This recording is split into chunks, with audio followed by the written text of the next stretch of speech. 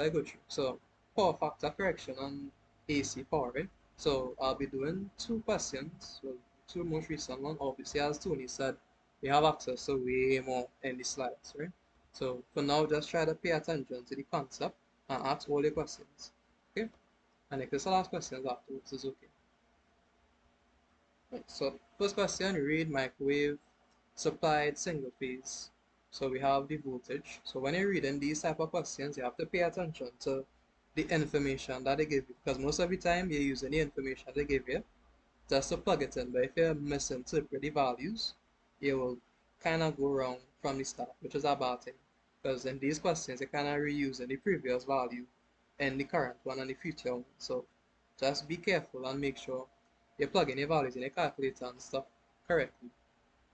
Right? So first question, 120 volts, they give you the frequency. It is an inductive load. So that's a recap.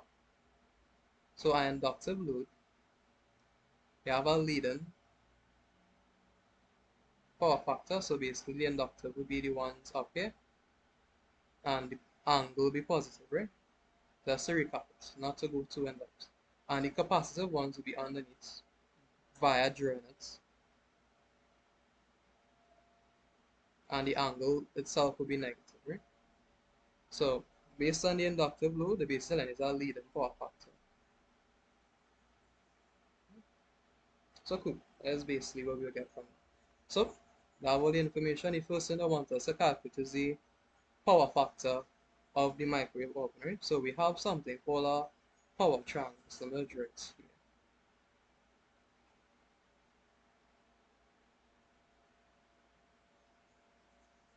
So based on this power triangle, we have this angle here.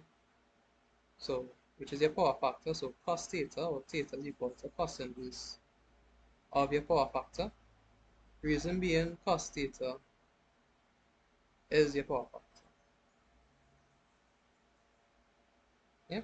So that's this piece here. And then at the bottom here we have P, which is your real power. So this flat line at the bottom here is called your real power, right? Or you could call it the horizontal component, right? So this is V I cos theta. And remember, cos theta is your power factor. We have the hypotenuse, which is your apparent power, which is S is equal to VI. And then we have the vertical component, which is your reactive power, which is Q, which is VI sine theta.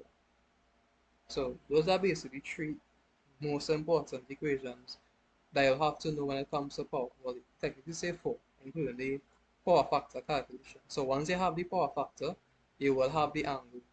And one thing you have to remember is if it's a lead, aka probably an inductive, the angle will be positive. And if it's a lag, the angle will be negative. Because they wouldn't tell you.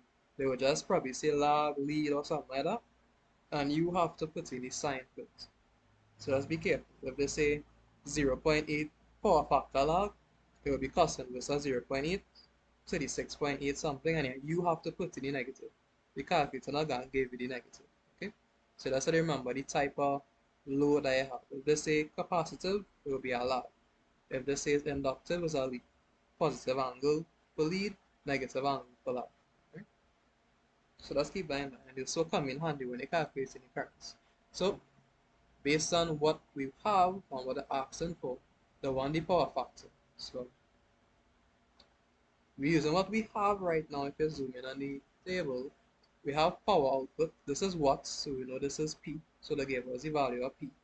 They gave us V. And this here is the rated current, which is I. So we have P, we have V, we have I. So based on the equations that we have access to, the easiest one to use is this one because we have P, we have V, we have I already, and cos theta is your power factor. So we'll just use that one. So for the first part,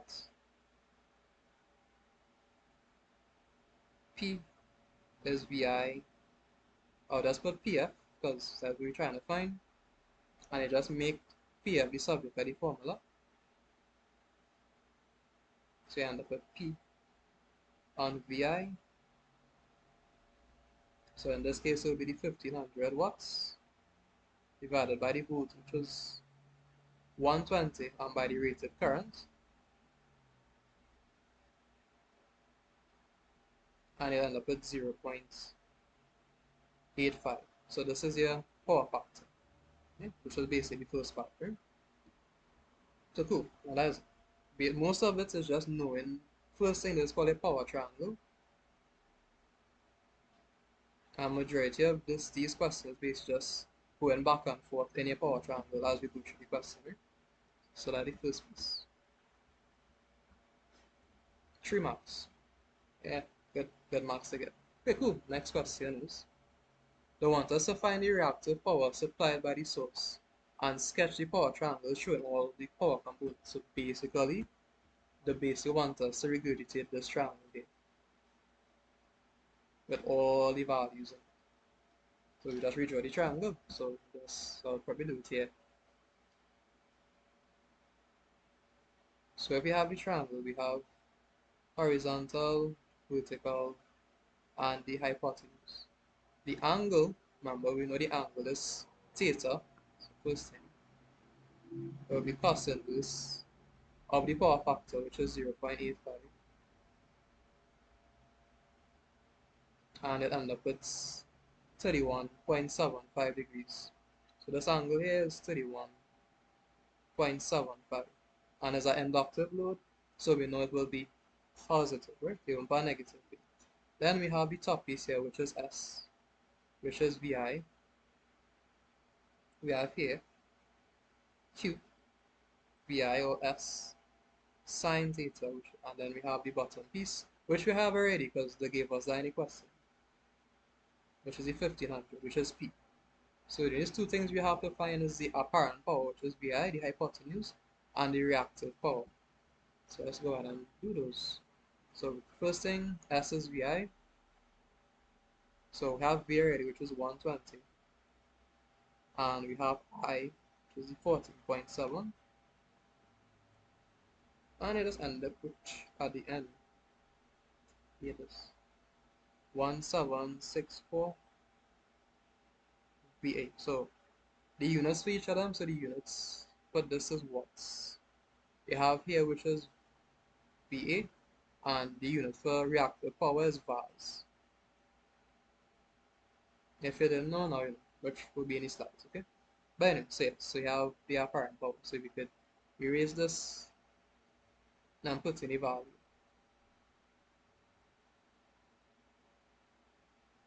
Next thing we have to get is the reactive power. So we have Q, so Q is equal to VI, which we have already, and sine theta. So plug in values. We have V, which is 120. We have I, which is 14.7. Sine, and theta is the angle, which 13.7. Yeah.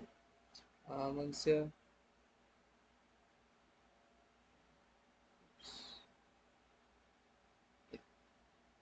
See the sound, check some. So that's want to verify the value.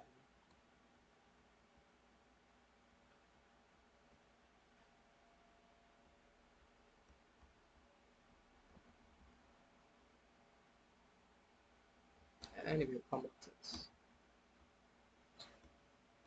Then not write down the value.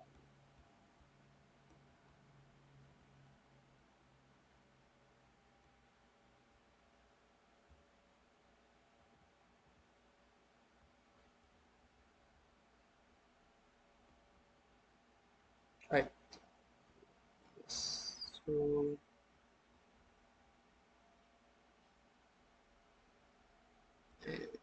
I'll take it to, I'll come back to this one. I'll write it down the solutions. Daniel, Yeah, just yeah, to the value. interject a minute. Huh? Just to interject a minute. Earlier that you said, just go back up. Yeah, so Um, yeah, high up response. Yeah. So to explain something here is by inductive load, the power factor is lagging. Yeah, because the current lags the voltage by inductor. yeah? Right. And for capacitor, the current leads the voltage. So an inductor, when I say it is an inductive load, that means the power factor will be lagging. Yeah, Okay, not right. not leading. Thanks. So that's the correct, right? Yeah, change the correction. Or made the correction. 9. Yeah, cool. Scroll up. Yeah, so correct. Thanks, Tony. So, yeah. Reason being, thanks, Tony. So, if we have the V here and the I for both of them,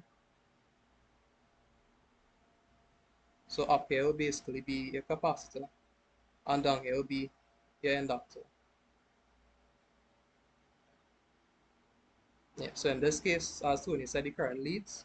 So the capacitor will be the positive, and the inductor will be the lag. Yeah, yeah, so thanks, Tony.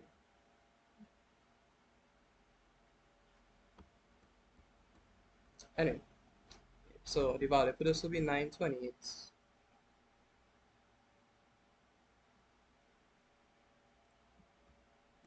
Then the decimal will be 28.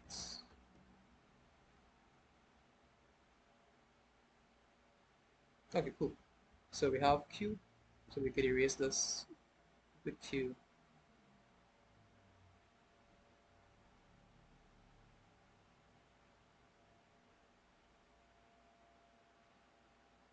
That's basically what I wanted to put up. Cool. Nice. So I think we're doing good. So we could continue. So the next question, they basically ask us to determine the type and value of the components to be placed in parallel with the source to improve the power factor to 0.8 leading. So first thing we'll do is basically draw a top and bottom triangle, right? So the Excuse first thing sir. I do is the current power triangle. So the So current yeah, power triangle. Go ahead. Somebody asking something? yeah, I have a question. Go ahead. You said that the inductive means that it's lagging and capacitive means it's leading. Yeah, right. So the triangle, with the triangles like flip, For which one? For the power factor triangle will always remain like this, right? It's just yeah, the the like. angle will be changed. You don't make sense drawing it at the bottom. You gotta draw it on top and change the sign for the angle. What do you mean change the sign, like the negative and positive sign? Yeah, Oh, so like in this case, I'll have to put like a negative in front of 31.75. the which would the power factor this here? No, for the that angle right there, 31.75 No, this will stay as is. negative, or just keep This it will as stay as is. Yeah, 31.75. All yeah. right.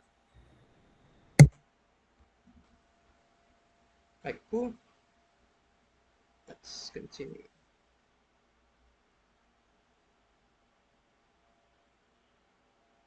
Right, so let's see what the number should read. Right, so determine the type and value of the components. So the first thing you do when I give you a question like this is just draw the current power triangle in terms of where it is. So we know this, we have the 31.75 here. And when you're doing these in terms of the calculations, the only components you really care about is the vertical component most of the time, which is your reactive part, right? So if you draw any circuit, this is the 0.9 leading. So let's get a calculator and you do 0% versus 0.9. And since I said leading, it will be negative. So basically the angle or the neutral angle will basically be at the bottom. Let's sketch it.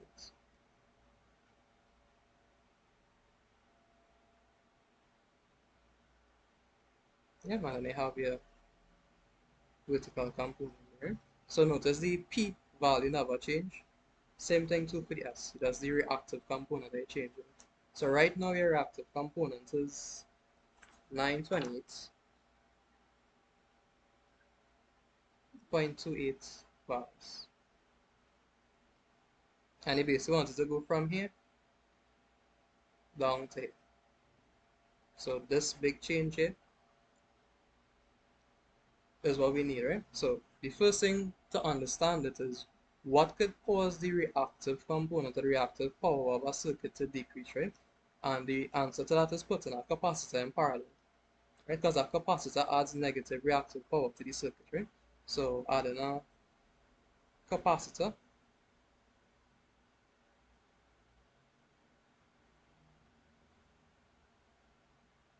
in parallel with the load. So the circuit itself will basically be a AC source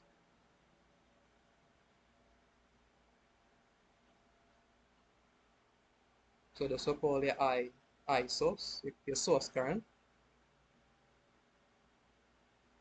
And assuming that I have no transmission line losses and stuff, basically have your load here.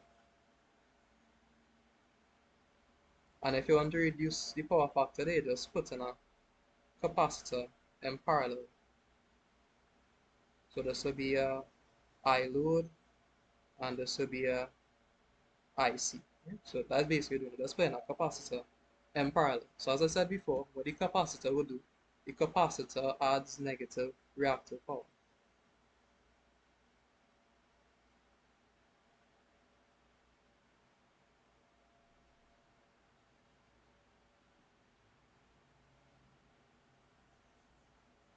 So basically minus Q. So if we have 928 here, we basically want to subtract a certain value of reactive power in order for the value to reach down to where it is here. So we know this here appears, we call this Q old because we have a new Q and Q new, right? So just like before, when the question they gave us a new power factor. So the power factor at this new Q was the 0.9. Yeah. So from that we want to calculate the new Q. So same equation for reactive power. So you have V I, and we get to this I just now, and sine theta. Okay? So remember from before, this P VI here, if we change the power factor, the current will also change in the circuit. So we actually have to calculate the new current for the system, right? Because we change the power factor. So in this case here, we need the first thing we have to calculate is the I. That's the same equation from before. So P is equal to VI cos theta. You just transpose for I. So you end up with P is equal to V cos theta. So it'll be 1500 over the V, which is 120, by the new power factor, which is 0.9. And end up with 13.89 amps. So now that we have the new I, which is this here, we already have the angle, which is cos inverse of 0.9, and the V never changed. We can now calculate the new Q. So V is your 120. Then you have your current. Then you have sine of 25.84. Now once you plug it in your calculator, you get negative 726.48 bars. And the negative makes sense based on where the point is when you draw it, right? So down here, this is Q new, which is at negative 726.48. So now, the capacitor that I add into my circuit, it must add enough reactor, or in this case subtract, enough reactive power to send it from 928 straight down to negative 726.48. Yeah? So we could use that information to get the value of the capacitor. So the first thing we need is the Q of the capacitor, which is QC, right? And QC, just like before, we have the old Q minus the Q because we're looking for the difference. Because we're using that difference to basically spec the capacitor value. So the Q new old from before was 928.28, and we subtracted the Q new, which is negative 726.48. Right? And when you add those two, because negative and negative is a positive, you get 1654 0.76 volts. So this is the reactive power that the capacitor needs to subtract or add as a magnitude. So from this, second thing we need to do is calculate the XC for the capacitor. Remember, a capacitor is a reactive component, and we're trying to get the actual capacitance value, yeah, and the component itself. So we need to calculate the reactance of the capacitor, and the value, the equation that we will use to do that will basically be V squared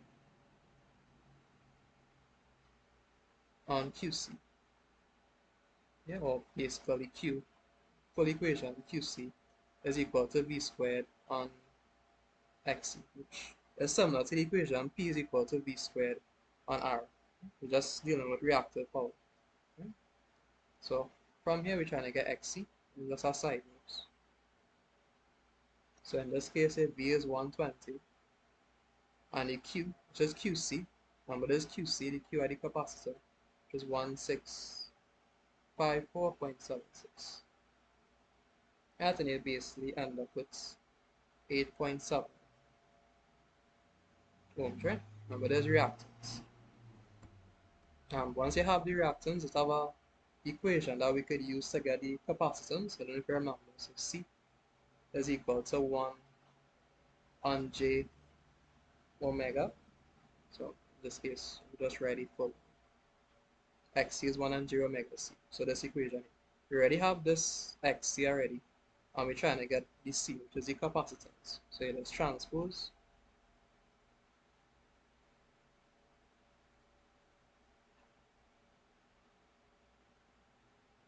Yeah, so just plug in the values. So already have the XC already. So 1 on J, and omega is 2 pi f. And they gave us the frequency in the system already. So it's 60 input, right? This one here is just a confusion. We'll use the inputs. That is from the source.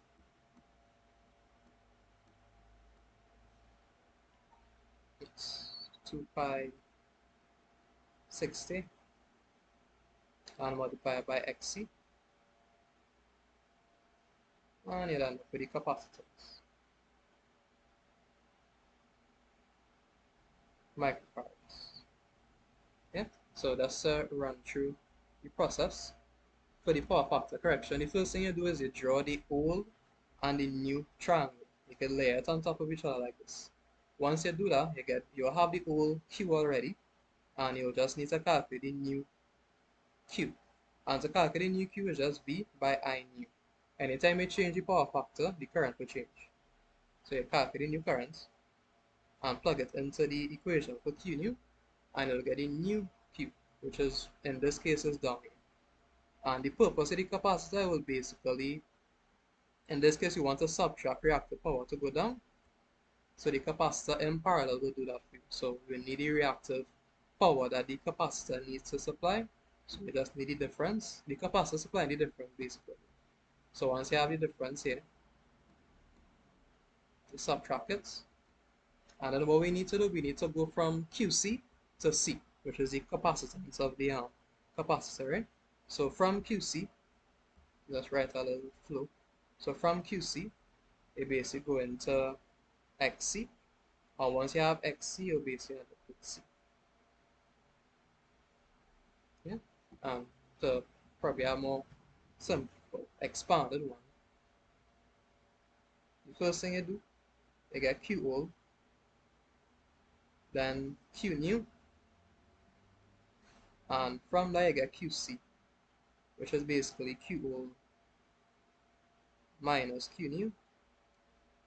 And once you have QC, you get XC. And once you have XC, you get C. And most of the time it's the same steps over and over, right? There's just that we'll change the power factor that you're correcting it to, whether lag or leading. Yeah, so in this case, leading will be negative, right? Which is why it's at the bottom when we reach it down. So this is the new, and this one was the old. Alright, so any questions?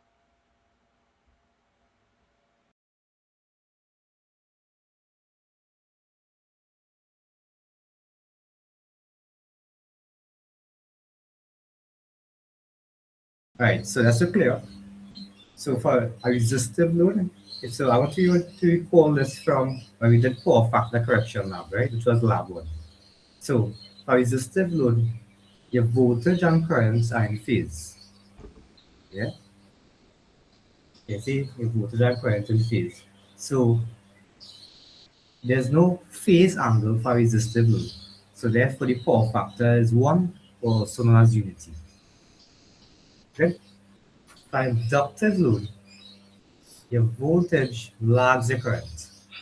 I mean current lags the voltage, sorry, by 90 degrees ideally. Yeah, but considering loaded conditions, the current will lag the voltage by a certain angle. And can you recall civil? How many of you recall civil? That's when we discussed this in the lab.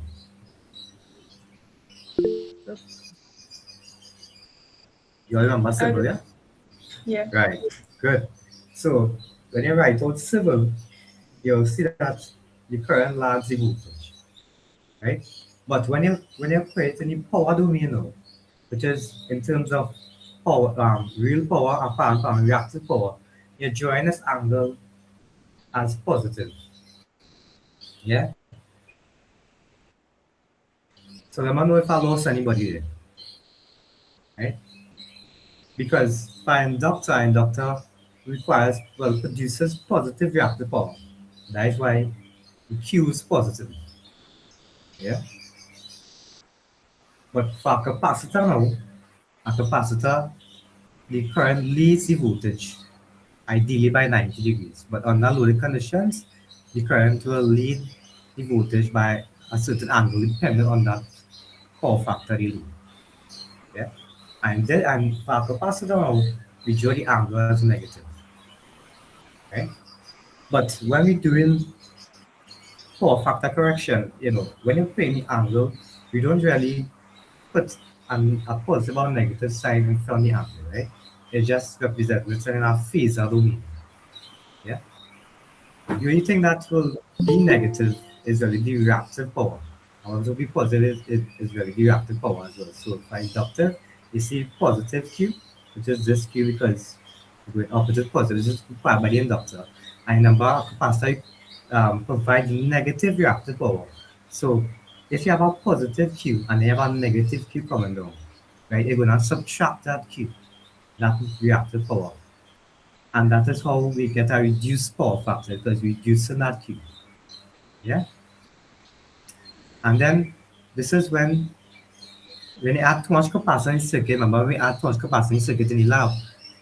What happened is that we add too much Q and then it end up negative coming down here. Right? So that is basically power factor correction in a nutshell. Do you all understand? Or do I need to still clear up a few things?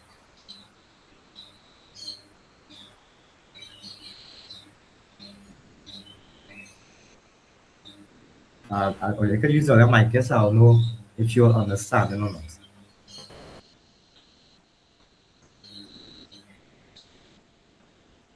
So it's clear enough for everybody, right? Yes, I just had one question, right? Mm-hmm. So in a question, if they don't tell us an inductive load, but they give you the power factor as like 0.8 lagging, then you could say Right. inductive load from that, Correct. right? Correct. Correct. That is correct. And if they say 0.9 leading, that you know is a capacitive load. Yeah. And to correct the power factor, if it's a capacitive load, they add an inductive. Repeat that. If it's a inductive load, you add a capacitor to correct the power factor. Right. Right. Correct. Okay. Okay, yeah, cool. So that's really good. But you see, when you say correct the power factor to the last example you did is 0.9 leading, right? That means we correcting the power factor in such a way that the Q becomes negative. So we cannot overcorrect. You understand? Because really, ideally, power factor should be lagging. Yeah. But when I say right, I hope that clears up a little bit of the Yeah, confusion there. Right? Everybody clear? Yeah?